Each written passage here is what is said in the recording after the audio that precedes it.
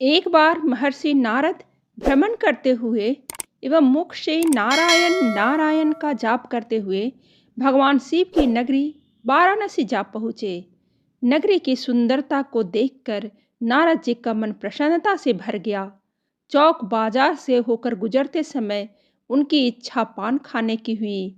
कदाचित वाराणसी के स्वादिष्ट पान देवलोक में भी बहुत प्रसिद्ध थे, इसलिए महर्षि नारद ललचाई नजरों से पान की दुकान तलाश कर रहे थे।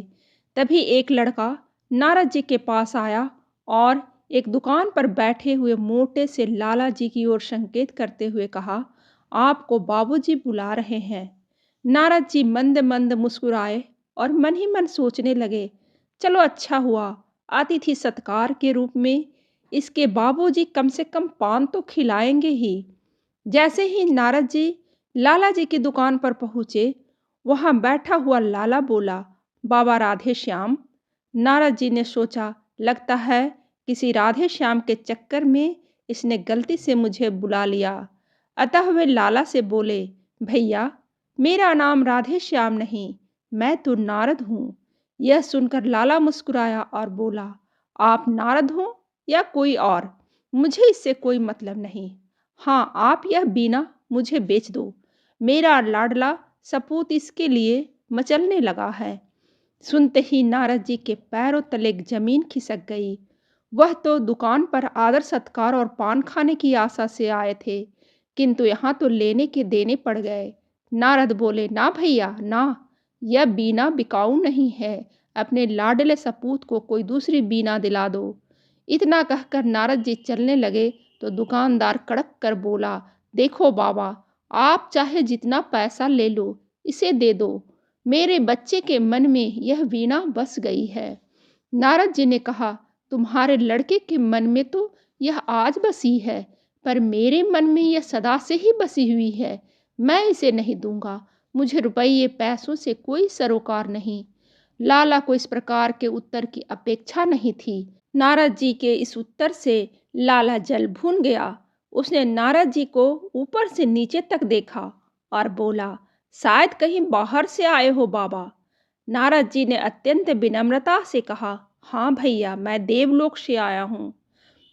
तभी तो वाराणसी में कब तक रहने का विचार है? लालन ने गर्व से पूछा, अब आ ही गया हूँ तो 5-10 दिन भगवान शिव की नगरी में विचरण करूँगा ही। बहुत ही सरल भाव से नारद जी ने कहा, तो कान खोलकर सुन लो बाबा, आप इस बीना को लेकर वाराणसी से वापस नहीं जा सकते।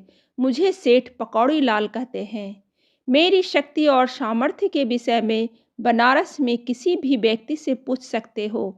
सेठ की बेसिर पैर की बातें सुनकर जैसे को तैशा वाली कहावत को चरितार्थ करते हुए नारद जी ने मजाकिया अंदाज में जवाब दिया, हाँ हाँ, तुम्हारी शक्ति का अंदाजा तो तुम्हारी मोटी तोंद से ही लग रहा है, किंतु तुम्हारी बुद्धि शायद तोंद से भी ज्यादा मोटी है। तभी तुमने अपना नाम पकौड़ी लाल रखा, अन्यथा वाराणसी के हिसाब से तो तुम्हारा नाम कचौड़ी लाल होना चाहिए था। साधु के मुंह से ऐसा बेतुका उत्तर सुनकर लाला आग बबूला हो उठा। वह नारद जी के ऊपर अचानक झपटा, किंतु नारद जी अंतर्ध्यान हो गए। मोटे लाला का पैर फिसल गया और वह दुकान के नीचे धम्म से जा गिरा। भारी भरकम काया और प्रभु की माया। उसी समय लाला के प्राण पखेरु उड़ गए।